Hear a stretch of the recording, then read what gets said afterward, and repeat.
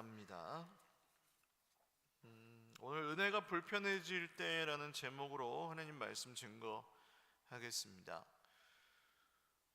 우리는 이 자본주의 사회를 살아가면서 현대 사회에서는 사실 크고 많고 높고 더 많이 인정받고 더 남들보다 앞서고 이런 가치들이 굉장히 중요한 그런 사회에서 살아가고 있습니다.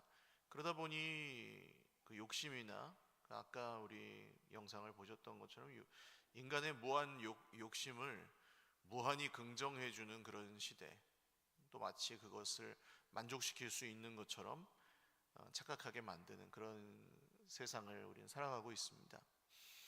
그러다 보니 하나님의 은혜도 이제 사실 하나님의 원래 은혜라는 단어는 크고 작고의 개념은 전혀 없습니다. 하나님은 모든 사람에게 은혜를 베푸셨다. 하나님은 너희는 그 은혜를 말미암아, 여러분은 그 은혜를 말미암아 믿음으로 구원을 받았습니다. 이렇게 은혜에는 차별이 없는 것이 특징이거든요. 그런데 어느샌가 교회 안에서도 우리는 큰 은혜,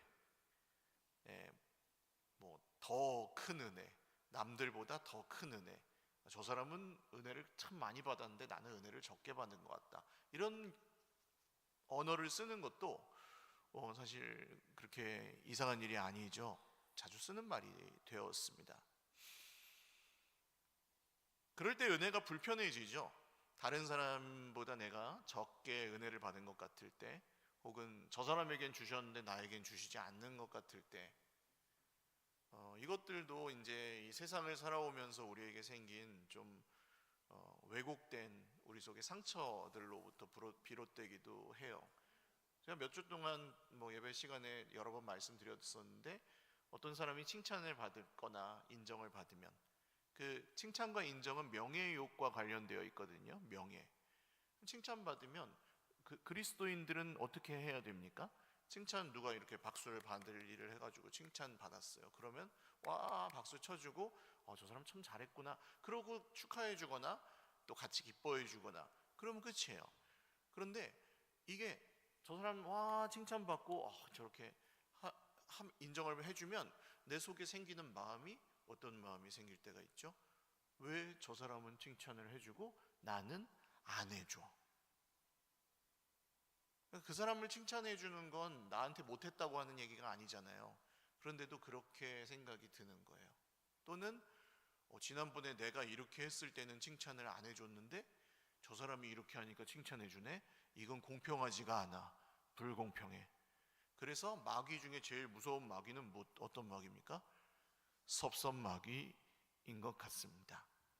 은혜를 이제 옅어지게 만들고 은혜가 불편해지게 만들기 때문이에요.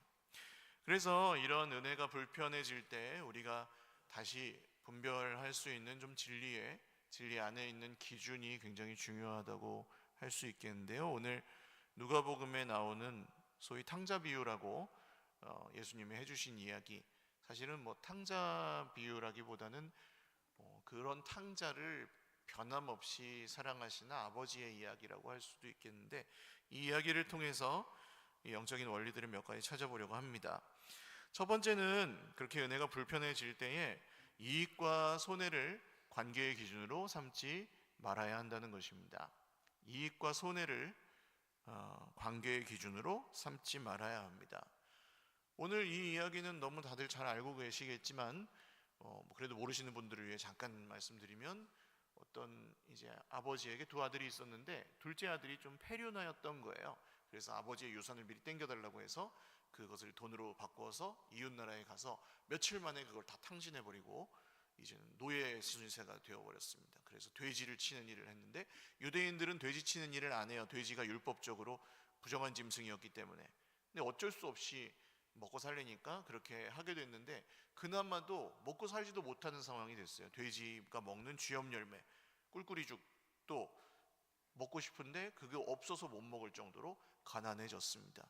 이 사람이 생각하죠. 우리 아버지 집에 있는 종들도 쌀밥에 고기 반찬 해가지고 풍족하게 먹었었는데 나는 여기서 먹을 것이 없어서 굶어 죽는구나.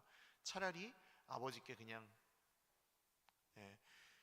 철판 깔고 돌아가서 아버지, 내가 하늘과 아버지께 죄를 지었으니 나를 그냥 종의 하나로 봐주십시오. 그렇게 그냥 돌아가야겠다 마음을 먹고 이 아들이 돌아옵니다. 그랬더니 정말 놀라운 일은 그런 자식이 있으면 사실 다 팔짱 끼고 이놈 어디 가서 그냥 망하면 내가 다시는 받아주나 봐라 그래야 될 것 같은데, 아버지는 그 아들이 돌아오기를 기다리고 있었습니다. 밖에 나가서 얘가 뻔히 알잖아요. 아버지가 이 아들이 얼마나 생활이 그랬겠습니까? 그러니까 얘 금방 망해가지고 돌아올 텐데 얘가 이제나 오려나 저제나 오려나 굶어 죽진 않았으려나 어디 해코지를 당하진 않았으려나 걱정하고 계시다가 아들이 저 멀리서 그 짓거리를 하고 이제 돌아오니까 아버지가 먼저 달려나갑니다. 고대에 우리나라 양반이랑 비슷해요. 절대 뛰지 않습니다. 부자, 높은 사람, 권세 있는 사람, 이런 사람들은, 나이 든 사람 절대 뛰지 않아요. 그 옷도 그냥 이렇게 가운 같은 걸 입는데 허리띠를 매게 돼 있잖아요. 그 허리띠를 맨 긴 옷을 입고 뛸 수가 없어요. 이렇게 들어야 뛸 수 있지. 근데 이 아버지는 뜁니다. 아들이 혹시 도망갈까 걱정이 되어 그런 정도 마음으로 뛰어가서 아들을 끌어안습니다. 되찾아오는 것처럼 마치 잃어버렸다가 되찾아오고 죽었다가 살아난 아들을 맞이하듯이 끌어안고 입을 맞추고 기뻐하면서 이 아들이 옷도 없고 이제 신발도 없어요. 노예의 상징입니다. 종들이 신발이 없었거든요. 옷을 새 거를 갖다 입혀라, 신발을 신겨라, 반지를, 주인의 반지죠, 반지를 끼워라 하고 막 잔치를 벌여라, 송아지를 잡아라, 종들에게 막 명령을 내립니다. 그랬더니 온 집안이 잔치 분위기가 되었어요. 근데 밭에 있던 큰아들이 이제 일을 하다가 집에 돌아오니까 풍악을 울려라 하고 막 소리가 막 나고 고기 굽는 냄새가 나고 하니까 무슨 일이냐, 종들이 둘째 도련님이 돌아오셨는데 주인님이, 저 아버님이 송아지를 잡고 파티를 여셨습니다. 그때 첫째 아들이 은혜가 불편해지는 거죠. 그때 나한테는 내가 몇 년 동안 아버지 밑에서 일을 하면서 한 번도 어긴 적이 없고 내가 잘못한 게 하나도 없었는데 다 아버지 뜻대로만 했는데 내 동생은 아버지 말을 들은 적이 없어. 저 인간은 저런 은혜를 받으면 안 되는 인간이야. 근데 저런 녀석을 위해서 송아지를 잡아줘? 나한테는 염소 새끼 한 마리 안 잡아줬으면서. 이런 마음이 팍 들어가지고 큰아들이 안 들어갑니다. 집에 삐져가지고 아버지가 정의롭지 않다고, 공평하지 않다고 느꼈습니다. 그 시험이 든 거죠. 말하자면 전문 용어로 시험 들어가지고 하나님께 삐졌습니다. 아버지께. 밖에 있으니까 이 아버지는 참 감탄이 나오는 게, 이 큰아들도 우리가 보기엔 심보가 좀 고약하잖아요. 욕심 많고. 근데 그런 아들에게 나가서 너 왜 그렇게 심보가 고약하니 이러지 않습니다. 굉장히 친근한 언어로 너는 나와 같이 있었으니까 지금도 같이 있고 내 것이 다 네 건데 저 동생은 죽었다가 다시 살아났고 우리가 잃어버렸다가 다시 찾았으니까 우리가 이렇게 마땅히 기뻐해야 되지 않겠니? 하고 타이르십니다. 그 다음 이야기는 안 나옵니다. 성경은 일부러 좀 이렇게 열린 결말로 그냥 끝을 내지 않고 우리가 상상할 수 있게 해주시는 그런 이야기도 많은 것 같아요. 예수님이 또 그런 이야기 많이 하셨어요. 오늘 이야기는 이렇습니다. 근데 우리는 이렇게 보시면 어때요? 집을 나갔다가 돌아온 탕자도 탕자지만 사실은 집 안에 있는 이 첫째 아들, 하나님의 아버지의 은혜를 불편해하는, 저런 애한테는 주면 안 되지 라고 생각하는 이 큰아들도 문제가 없어 보이지는 않습니다. 근데 왜 그랬냐는 거죠. 이 큰아들이 왜 동생을 그런 눈으로 보게 되었는가라고 한번 성경 안에서 좀 증거를 찾아보면, 이 아버지의 유산은 큰아들에게 2몫을 주고 작은 아들에게는 1몫을 주게 되어 있었습니다. 큰아들은 2배예요. 다른 형제들이 받는 것보다 2배를 받아요. 형제가 둘이니까 셋으로 나눠서 형에게는 2배를 주고 동생에게는 이 1몫을 준 거죠. 근데 그걸 며칠도 안 돼서 다 탕진하고 돌아왔어요. 그러면 형 입장에서는 이 동생은 정말 아버지에게 심각한 재물에 손해를 끼치고 내가 지금 송아지 잡아가지고 저 파티하고 있는 저 송아지도 누구 거예요? 사실은 내 거죠. 지 받을 거 다 받아갔으니까 나머진 다 내 거 아니에요. 그러니까 아버지가 돌아가시지도 않았는데 유산을 달라고 한 것도 폐륜이지만, 여전히 아버지가 돌아가시지 않았는데 그 재산이 전부 자기 거라고 생각하는 이 큰아들도 별반 다름없는 사람이긴 합니다. 거기다가 이 계산이 굴러가기를, 이제 이 녀석이 돌아왔으니까 유산 관계가 복잡하게 됐죠. 남은 두 몫으로부터 또 3분의 1을 잘라가지고 얘를 줘야 되나 말아야 되나, 이런 생각까지 이 큰아들 속에서는 계산이 본능적으로 돌아갔을 것입니다. 안 돌아갈 수가 없죠, 이렇게 일 잘하고 똑똑한 사람이. 그래서 동생이 바로 미워졌습니다. 손해와 이익, 내가 얻는 손해와 이익을 가지고 내 동생을 바라본 결과, 내 동생은 절대 은혜를 받으면 안 되는, 절대 용서를 해주면 안 되는 사람이었습니다. 왜냐하면 아버지에게 나에게 손해를 심각하게 끼친 죄인이기 때문입니다. 우리가 이렇게 손해와 이익을 가지고, 돈을 가지고, 혹은 우리에게 잘하는지 잘못하는지를 가지고 인간관계를 정의하게 되면 이런 함정에 빠질 수가 있습니다. 은혜가 사라져요. 거기서 그 인간관계에서 은혜가 사라지고 전부 give and take, 주고받는 것으로만 계산되는 관계가 좋은 관계라는 생각에 빠져버립니다. 세상의 사람들이 관계를 맺는 방식이죠. 그러나 하나님의 사람들이 관계를 맺는 방식은 뭐죠? 은혜입니다. 할렐루야. 내가 너희를 사랑한 것처럼, 예수님 말씀하시죠, 내가 너희를 사랑한 것처럼 너희도 서로 사랑하라. 그러면 너희가 내 제자인 줄 사람들이 다 알 것이다. 왜? 세상에 그런 사람이 없기 때문이에요. 세상에는 은혜를 기준으로 인간관계를 맺는, 아무 조건도 없이 대가도 없이 환대하면서 사는 그런 사람들이 별로 없기 때문이에요. 그러니까 너희들 사랑해, 잘 사랑해, 안 그러면은 너네는 교회 다니는 사람도 아니야, 이런 말씀이 아니고, 세상 사람들은 그렇게 안 산다. 세상 사람들은 서로 그렇게 용서해주고 은혜를 베풀면서 관계를 맺지 않고 전부 기브 앤 테이크다, 거의 대부분. 근데 너희들이 만약에 내가 너희를 사랑하는 것처럼 서로 사랑하면 다르기 때문에 사람들이 너희를 내 제자인 줄 알아차리게 될 것이다, 이런 뜻이에요. 오늘 이 형은 창세기의 가인과 아벨을 또 떠올리게 합니다. 가인이 제사를 드리고 아벨이 제사를 하나님께 드리는데, 아담의 아들들이죠. 근데 하나님이 가인과 가인의 제물은 받지 않으시고 아벨과 아벨의 제물은 받으셨다, 이렇게 나오거든요. 근데 왜 안 받으셨습니까? 가인의 심보가 고약했거든요. 그 뒤에 이어진 이야기를 보시면 아벨 동생이 형한테 뭐 잘못한 거 있습니까? 아벨이 가인한테 손해를 끼친 거 있습니까? 형의 거를 훔쳐다가 제사를 지냈습니까? 아니죠. 그러니까 아벨하고 가인하고 따로따로 제사를 지냈으면 오히려 문제가 없었을 수도 있어요. 비교가 안 되니까. 근데 하나님이 그 앞에서 아벨은 받으시고 자기는 안 받아주니까 넌 내게 모욕감을 줬어, 이 동생 자식, 그냥 없애버려야겠어 하고 죽여요. 이게 말도 안 되는 얘기죠. 요새 한국 드라마를 좀 보시면, 옛날엔 미국 드라마들만 그랬었는데 한국 드라마에서도 사람 죽이는 게 그냥 나옵니다. 죽이는 장면이 이상하게 여기셔야 돼요. 사람을 죽이는 장면이 그냥 나오는 게 그냥 평범한 일이라고 보시면 안 됩니다. 이상한 거예요. 세상이 그만큼 더 악해졌고, 손해와 이익을 따라서 내 마음에 들면, 내 마음에 안 들면 이런 걸로 사람을 죽이기도 하는 모습을 그냥 막 드라마가 묘사를 해요.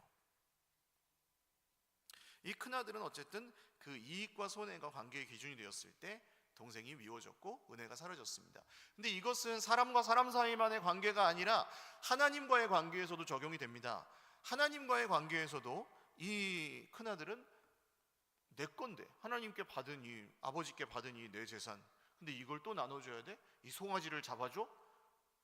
아버지가 그렇게 하는 게 못마땅했습니다. 그래서 아버지도 미워지고 아버지도 싫어졌습니다.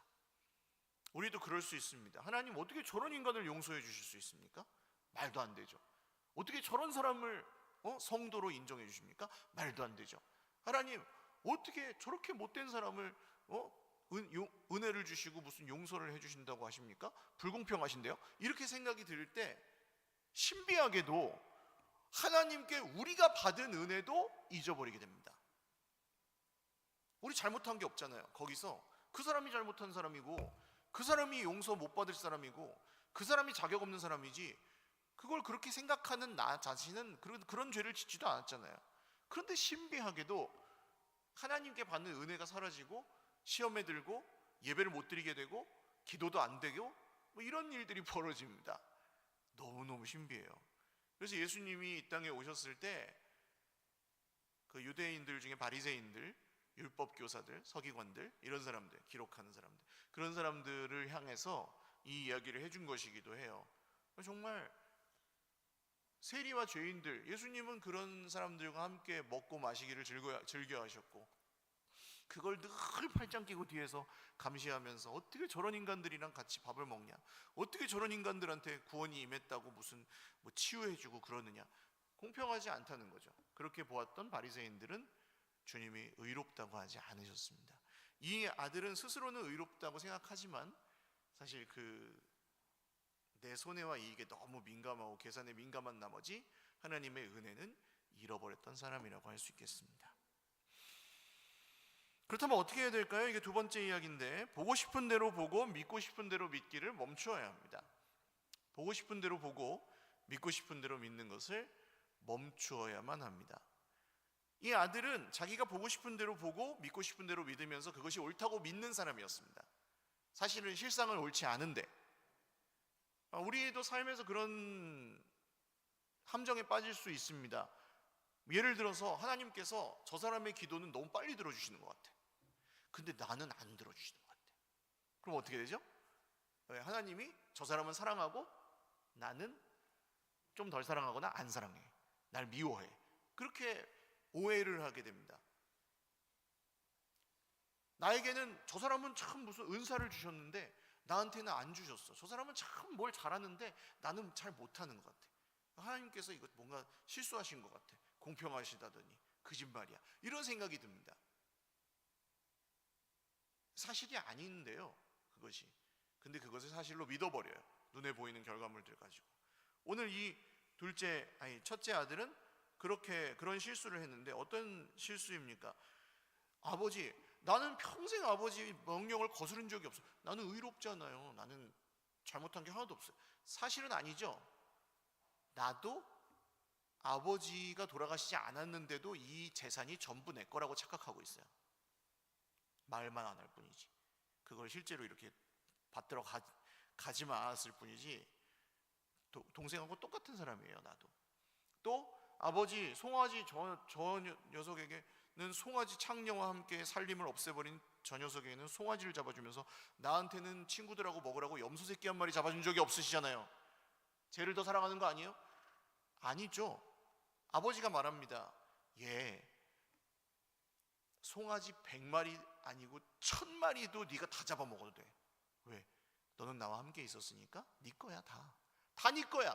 내가 안 줘도 먹어도 돼. 너는 이미 다 준 거야 사실. 그리고 네가 이상한 생각을 하긴 하지만 내가 이미 다 줬어. 동생에게 준 것처럼 너에게도 다 줬어. 근데 이 큰아들은 착각하는 거죠. 안 줬어. 나한테 준 적 없어. 죄만 줬어. 그리고 그걸 믿어버린 거예요. 이것이 큰아들이 했던 실수라고 할 수 있겠습니다. 보고 싶은 대로 보고 믿고 싶은 대로 믿는 것. 저 사람이 날 미워해. 사람을 볼 때도 마찬가지예요. 저 사람이 날 미워하는 것 같아. 그래가지고 이렇게 그 사람을 그런 기준으로 보면요, 눈이 살짝 이렇게 돌아가면 내가 미워서 눈을 흘기나? 인사를 내가 했는데 그 사람이 안 받아주는 걸 수도 있고 못 보고 지나쳤을 수도 있습니다. 근데 못 보고 지나친 것도 저 사람 내가 마음에 안 드니까 내 인사를 안 받아주는구나 라고 생각합니다.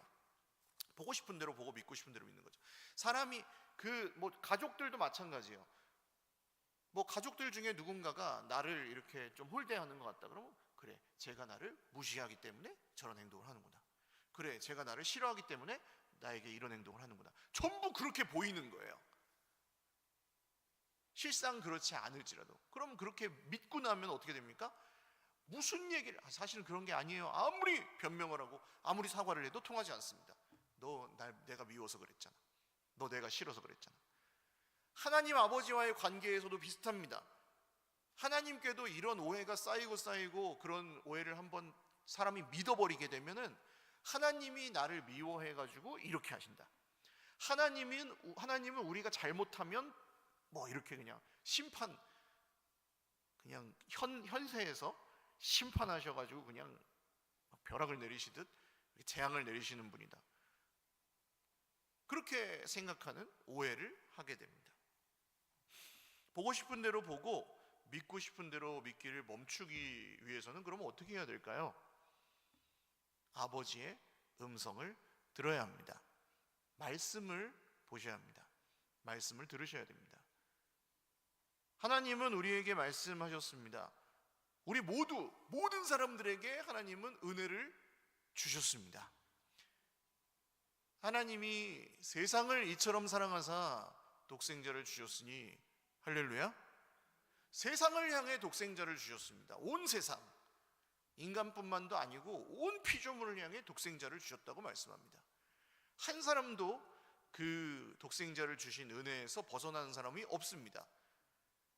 그러나 거부하는 사람들이 있을 뿐입니다. 그 은혜를 여러 이유로.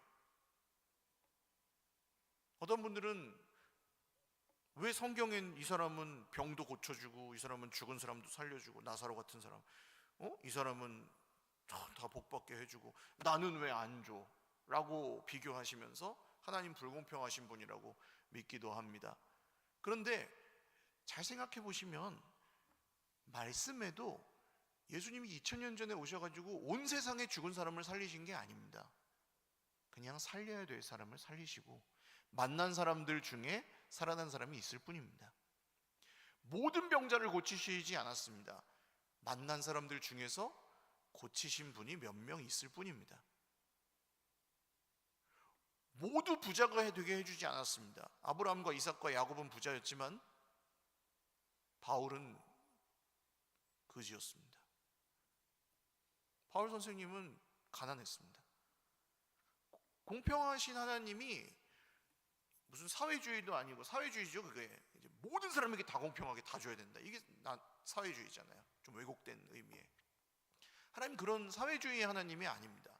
하나님은 줄 것을 줘야 될 사람들에게 정확하게 주시는 하나님이십니다. 우리에게 주신 은혜가 많습니다. 이미 우리는 이런 큰아들 같은 생각을 하면서 하나님 왜 나한테는 안 주세요? 뭐 예를 들어서 제가 목사인데 그런 생각이 들 수 있잖아요. 하나님 저렇게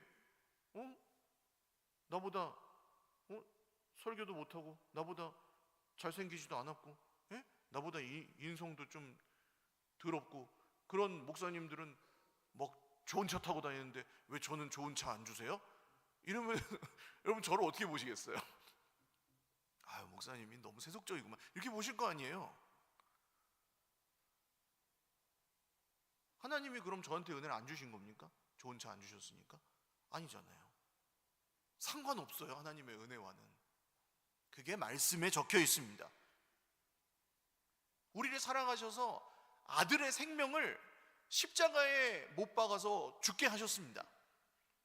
우리 모든 사람을 향해 공평하게 그 은혜를 주셨습니다.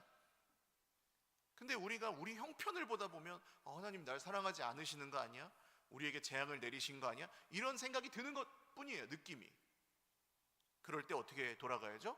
성경에 하나님이 우리를 사랑하신다는 말씀을 다시 보셔야죠.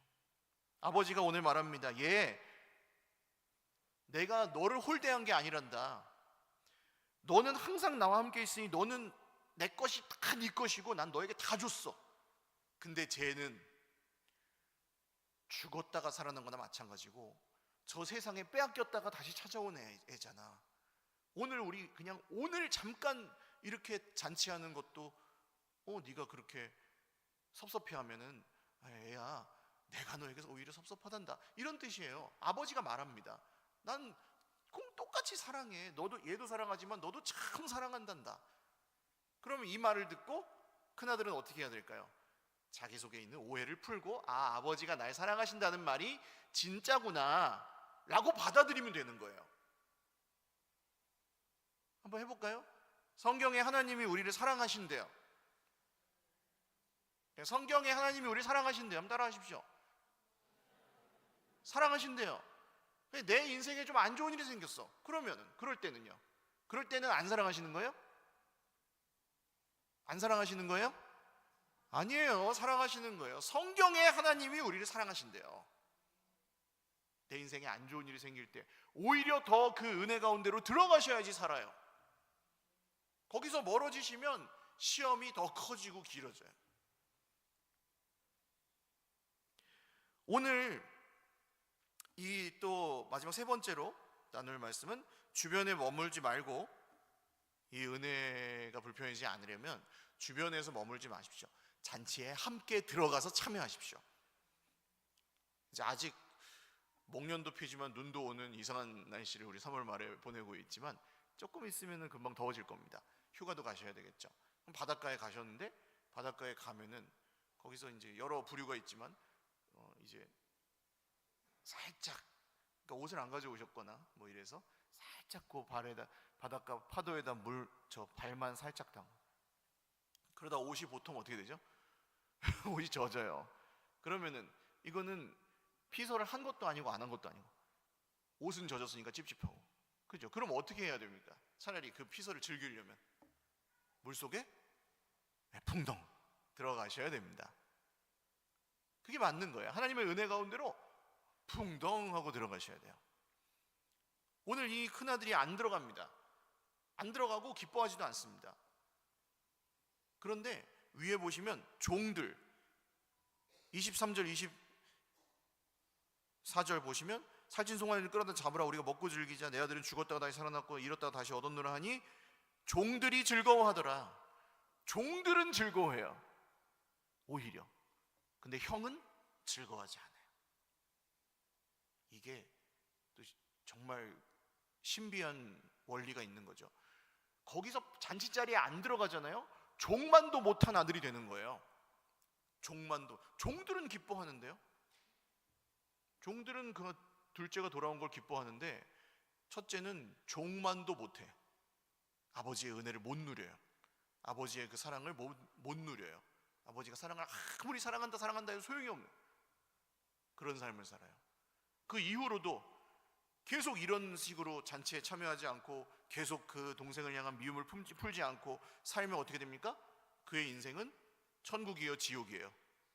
지옥이죠. 근데 유산 그 상속 문서에 나머지 3분의 2는 다 형 거다 이렇게 써 있어요, 안 써 있어? 써 있어요. 써 있는데도 지옥인 거예요. 그거 나눠주기 싫어서, 걔가 미워서. 지옥을 택하는 거예요, 이 삶이. 잔치에 들어가지 않으면. 그래서 그 은혜의 잔치에다가 풍덩 하고 빠지셔요. 한번 따라 하십시오. 풍덩. 풍덩 빠지셔야 됩니다. 은혜의 잔치. 하나님 저 믿지 않는 사람들을 위해서, 여러분 믿지 않는 사람들을 위해서 수많은 시간과 수많은 재물을 허비하면서 우리는 전도를 하잖아요. 우리 이제 초롱꽃 마을에서 전도하고 선교하는 일도 시작을 다시 본격적으로 하게 될 것 같은데, 그것도 사실은 이 수많은 고생을 하며 수많은 재물을 드리며 수많은 품을 드리며 하는 일이에요. 그러면은 뭐 그냥 우리 코도 석잔데 우리도 힘든데 뭘 그런 것까지 우리가 해야 돼, 그런 생각이 들 수 있습니다. 근데 아버지는 그 잃어버린 한 사람, 우리는 이 안에서 누리고 있는데 그 주님의 은혜를, 잃어버린 그 은혜에서 벗어나 있는 사람, 그 은혜 가운데서 떨어져서 세상에 빼앗긴 사람들, 그런 사람들이 돌아오면 기뻐하세요, 안 기뻐하세요? 기뻐하십니다. 그거는 우리의 헌신과 희생이 굉장히 귀하지만 그 값어치로 따질 수 없는 기쁨이 천국의 잔치로 벌어진다고 하잖아요. 한 사람이 돌아오면, 죄인 한 사람이 돌아오면. 그러려면 그 안으로 같이 들어가셔야 됩니다. 뷔페 가보셨어요 다? 뷔페 안 가보신 분 없으시죠? 뷔페 가면은 뷔페에서 뭐 생일 잔치를 하거나 회가변을 하고 있어요. 그러면은 회가변에 그 주인공이신 어르신이 있잖아요. 주인공 어르신이 뷔페 음식 먹는 거랑 내가 손님으로 가서 뷔페 음식 먹는 거랑 똑같아요? 달라요? 음식 먹는 거는 이 잔치에 내가 주인공은 아닐 수도 있지만 거기 가서 살찐 송아지 잡아먹는 거는 동생이라고 더 많이 먹고 내가 덜 먹는 게 아니죠. 똑같이 먹어요. 그날 주인공이라고 해서 2배를 먹을 수 있는 게 아니라 그 사람도 배부르면 못 먹고 나도 배부르면 못 먹는, 그냥 똑같은 음식 먹는 거예요. 똑같은 은혜를 받는 거예요. 근데 중요한 포인트는 뭡니까? 들어갈 거냐 안 들어갈 거냐예요. 둘째 아들도 그의 문제는 단 한 가지였습니다. 아버지 집을 떠난 거예요. 죄인이어서? 아니, 죄인인 건 다 죄인이에요. 뭐가 문제야? 다 죄인인데. 오히려 둘째 아들 같은 사람은 아주 쉬워요. 내가 죄인이니까 당연히 늘 겸손하고 늘 회개하고 아유 주님 잘못했습니다. 그러면 남에게도 너그럽고 이렇게 살아요. 회심하기만 하면. 근데 이 첫째 아들 같은 의로운 사람, 내가 잘못한 게 뭐가 있어? 하나님이 나한테 이러면 안 되지. 이러고 사는 사람들은 계속 미워하고 계속 판단하고 계속 정죄하고 맨날 교회 싸우고 그래요. 어떻게 해야 되겠습니까? 그 싸움을 끝내시고 그 지옥을 끝내시고 이 잔치, 은혜의 잔치 자리로 들어가셔야 되는 거죠. 아버지가 초대하십니다. 예, 들어와. 미안해, 섭섭하게 해서 미안해. 들어와. 그래야 들어가서 먹으면 되는 거예요.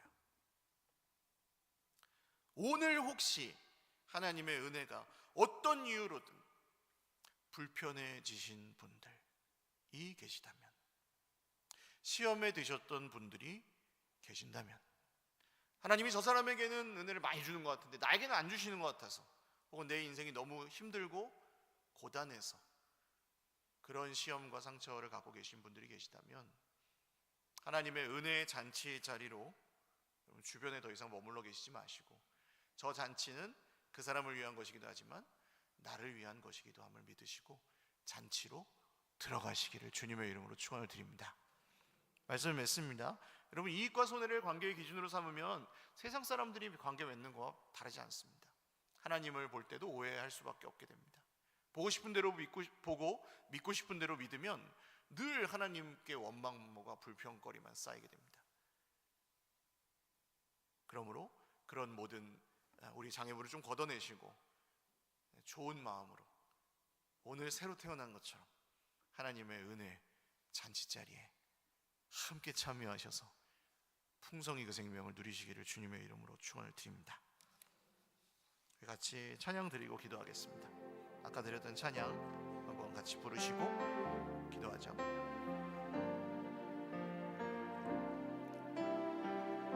그저 그렇게 남들만큼만, 그저 그렇게 남들만큼만 살아가기에도 힘겨운 세상살이, 우릴 부르셔 세상 속에서 나그네로 주님 드러내라 하시네. 우리 힘과 지혜로는, 우리 힘과 지혜로는 해낼 수 없는 고귀한 부르심, 그분의 사랑이 있어 지친 무릎 일으켜 세우네. 예배 눈물과 한숨이 기쁨과 찬송으로 변화되는 하늘잔치, 예배 본향을 향하여 힘찬 걸음 내딛는 나그네들의 하늘잔치, 하늘 아버지 함께하시네.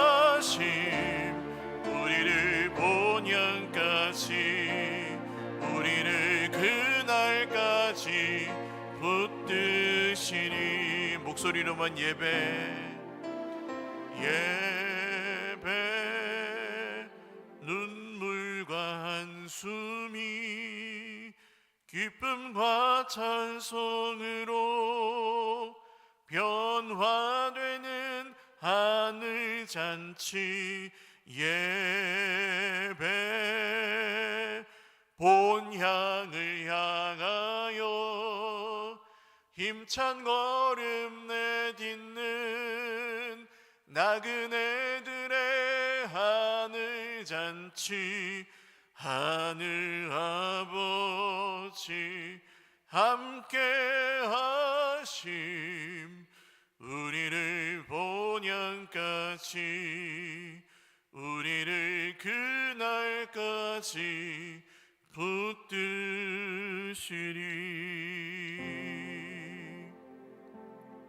기도드리겠습니다. 여행 마지막 날에 드는 생각이 뭐죠? 집이 제일 좋다. 우리는 나그네 인생을 살아가서 사실 고단하고 상처가 많고 세상에서 너무 많이 비교당하고 그래서 이런 은혜가 불편하게 느껴질 때도 많이 있을 수밖에 없어요. 그런데 집이 제일 좋아요. 집에 돌아오면 그런 것들이 풀려요. 근데 그 집에 들어오지 못한 사람들이 있다면 아직 그 은혜를 생명을 누리지 못하고 있는 분들이 있다면 그분들이 좀 우리에게 잘못해도 미워할 게 아니라 사실은 안타까워하고 너도 들어가서 먹자 하셔야 되는 게 맞죠. 주님, 제가 그렇게 살기를 원합니다. 제 삶의 손해와 이익으로 관계를 재지 않고 저에게 주시는 것들로 하나님을 보고 싶은 대로 보고 믿고 싶은 대로 믿지 않고 주님의 이 잔치 자리에 저도 제 옆에 있는 이웃들도 혹은 나에게 잘못하는 사람들까지도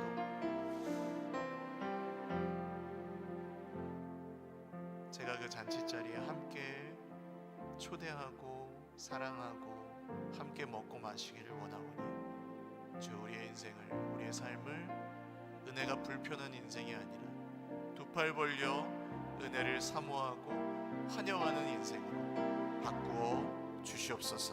함께 기도드리겠습니다. 하나님 아버지, 우리 삶이 나그네 같아서 고단하여서 탕자 같아서 사실 주님의 은혜를 때로는 불편하게 느낄 수도 있는 것 같습니다. 왜 내게는 주시지 않냐며, 왜 저 사람에게만 주시냐며 샘을 낼 때도 많이 있었습니다. 남이 칭찬받으면 함께 기뻐할 줄 모르고 질투하고 시샘할 때도 있었습니다. 주님, 그러나 오늘 주님이 말씀하시기를 너는 나와 항상 함께 있으니 내 것이 다 네 거잖니, 내 것이 다 네 거잖니, 들어와서 먹어라, 얼른 들어와서 먹어라. 주님이 말씀하시는 그 말씀을 듣고 조금 덜 미워하고 조금 더 용서하고 조금 덜 분노하고 조금 더 사랑하는 하나님 나라의 잔치 자리에 우리도 참여할 수 있게 하여 주십시오.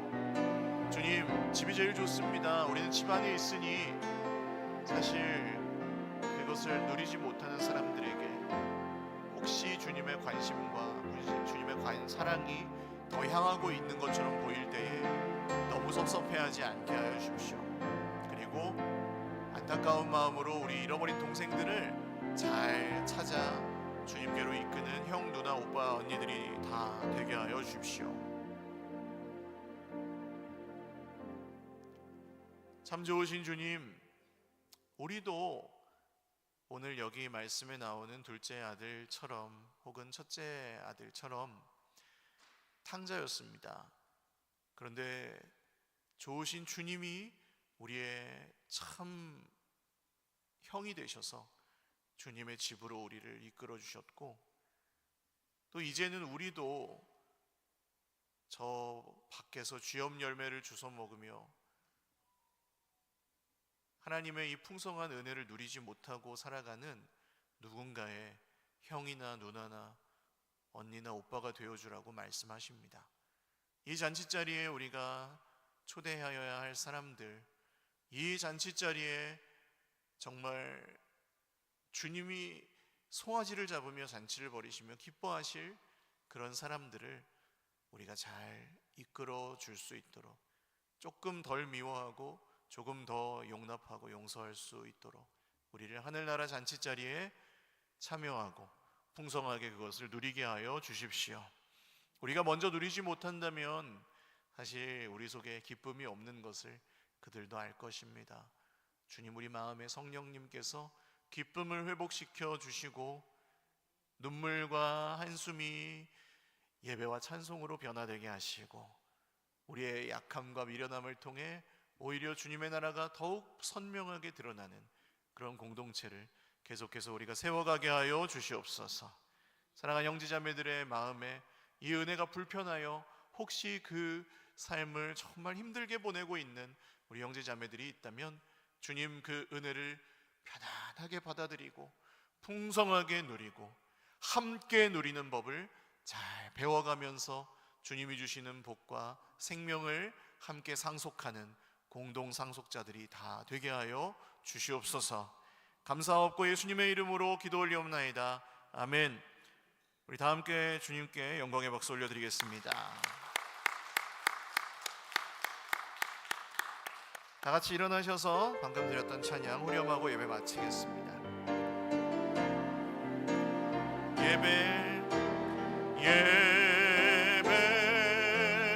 눈물과 한숨이 기쁨과 찬송으로 변화되는 하늘 잔치, 예배 본향을 향하여 힘찬 걸음 내딛는 나그네들의 하늘 잔치, 하늘 아버지 함께 하심 우리를 본향까지 우리를 그날까지 붙드시니.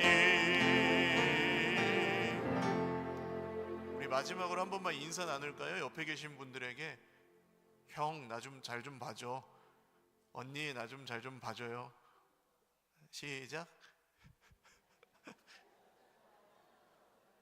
아멘. 축도하겠습니다.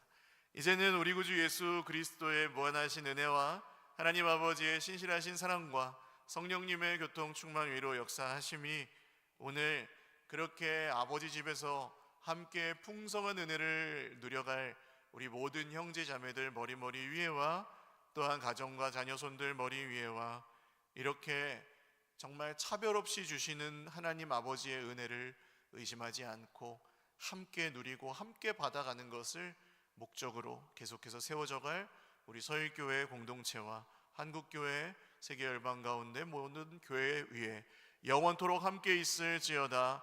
아멘.